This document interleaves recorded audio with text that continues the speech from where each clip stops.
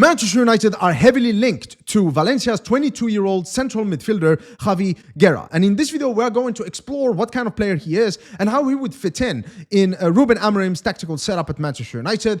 Without any further ado, let's analyze. All right, so let's get started with the build-up phase, a phase where Javi Guerra plays in an unorthodox manner. Here we can see him in a game against Celta Vigo, where he is clearly pointing to the ball carrier to pass the ball to another player.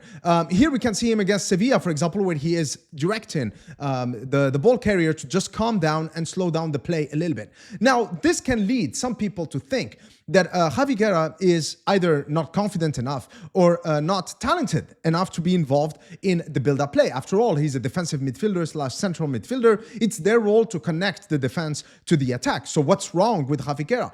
Well, actually, when you look at this build-up, again, similar to the way Ruben Amorim wants to build up at Manchester United, 3 center-backs right here, and then the 2 double pivot central midfielders in here. As you can see, Javi Guerra is not really interested in the ball. He's interested in positioning himself in this area right here between 4 Sevilla defenders. And then now, as another player, a 6th player, gets added to that build-up shape, Guerra actually finds himself in more acres of space. He's positioning himself in order to be able to receive the ball, which he does. And then now, as a result of his positioning, Valencia were actually able to create verticality and progress the ball much more effectively than if he was actually involved, physically in the build-up, if he wanted to touch the ball deep in their own half.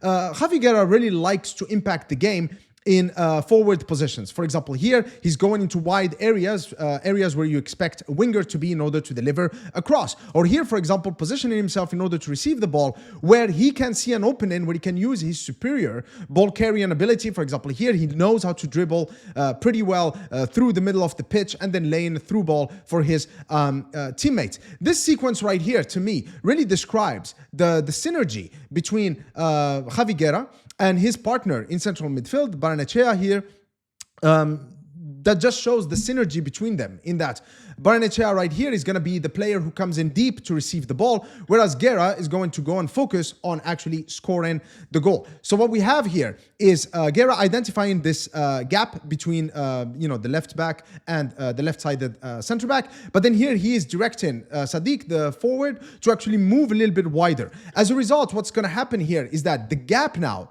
between these 2 defenders has widened. Therefore, it's much easier for Guerra to receive the ball in that space, and he does, and then the finishing is absolutely smashing. That's a wonderful goal that just shows you Guerra's qualities, in that he's a player who impacts the game a lot in the final third, rather than be involved in the build-up in the deep areas. This goal is absolutely amazing, and it's a Javi Guerra-made goal.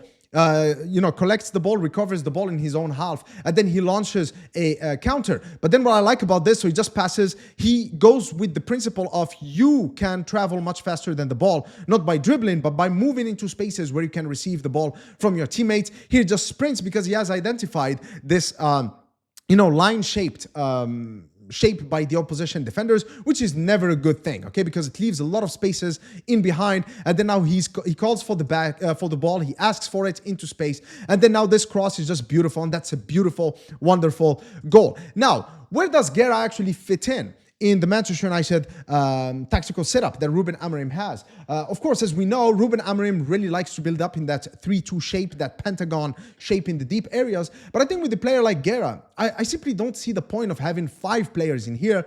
Why don't we just have a diamond with someone like Ugarte or Casemiro, in effect, acting as a decoy? Because the real danger, actually, and the true assets in the build-up are actually players like Cunha, Bruno, and Guerra, who are actually quite potent and effective when it comes to moving into positions where they can receive the ball in between the lines.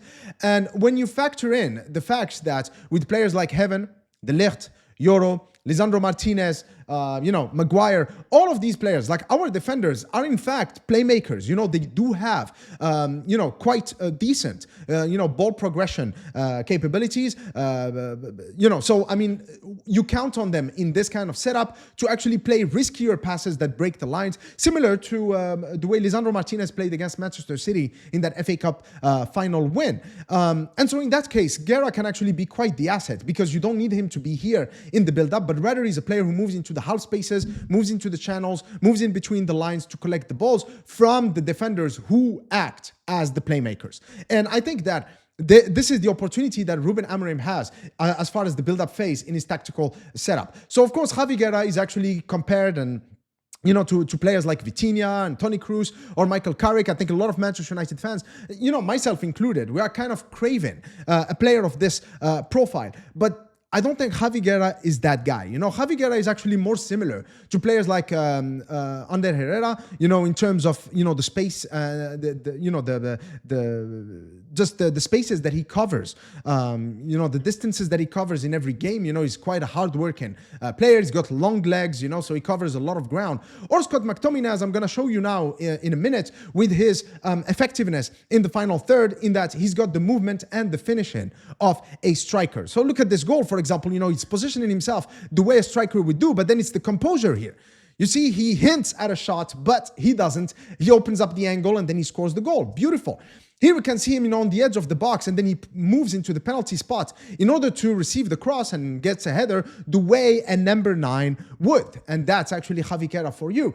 This goal is absolutely amazing right here because he is intercepting the pass, doing what a defensive midfielder is supposed to do, and then he launches the counter. He launches his teammate into space. But in that same sequence, he actually joined the attack, and then he moves. Look at how he moves. This is absolutely amazing. Look how he can find the space, and then just the ruthlessness in that finish. That's Joan Garcia, by the way, a goalkeeper that many Manchester United fans wanted, who ended up signing for Barcelona. So again, great goal for Javi Guerra. This goal right here is absolutely amazing. Again, as you can see, Guerra not interested in being involved in the build-up. He doesn't want to do that tiki-taka thing. I'm here, give me the ball to pass it 3 or 4 yards to another teammate. No, he wants high impacts. That's what he wants to do.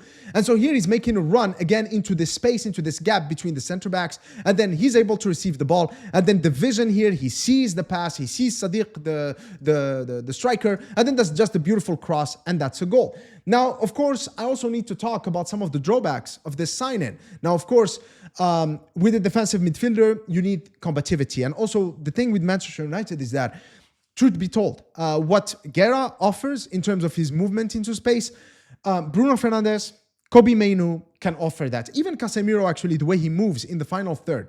But the kind of midfielder that we need is actually a non-compromising ball winner. Someone, or at least someone who has that ability on top of other qualities. But here, look at the sequence, for example. This is something that I really don't think that Manchester United can have in their current midfield, because we're going to be in a lot of trouble. Check this out. This was against Sevilla.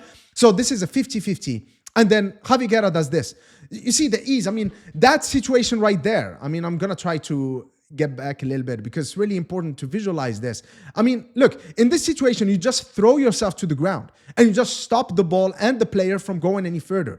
You have to be able to win these 50-50s in midfield when it comes to this. Like, there's only one winner and it's you. And currently we don't have that player. I think Ugarte does it sometimes, but we also need someone who just drags Ugarte up. Someone who Ugarte can look at and be like, this guy's going to bench me, right? And I think that Javi Guerra does have a lot of qualities, but ball winning, that intensity in midfield, just bringing that aggression, that bite. Like, you just want a little bit more aggression and bite. All right, so I don't want what I just said about Javi Guerra to be misinterpreted as me not rating this player. No, I think that he's a very good player who's got some incredible qualities. But as you can see here in this data visualization, this comparison between Javi Guerra and Manuel Ugarte, a player we already have, as well as Baleba, a player that many Manchester United supporters would like to see in a Manchester United shirt, you can see where Javi Guerra is lacking, in that he's better than both in terms of progression, both in terms of passes and carries. I think probably Baleba edges him slightly in terms of carries, but Javi Guerra is just as good.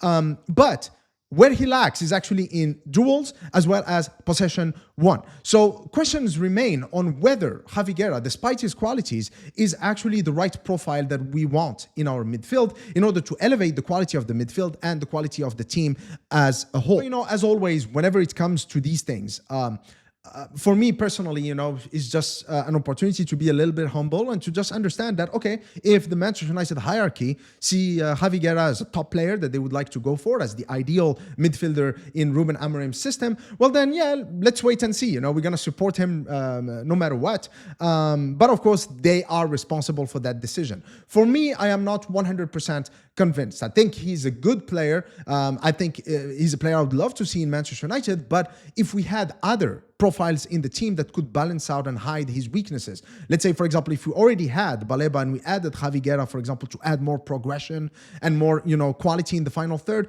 that would be a different story. But Javi Guerra as a replacement for someone like Baleba, for example, I'm not really convinced that that's going to enhance the balance of our midfield. But of course, these things are subjective. So please let me know in the comment section, what do you think about Javi Guerra? Do you think this is the right player for us to pursue? Do you think that he has other qualities that I haven't highlighted in this video? Please let me know in the comment section below. Until next time, cheers.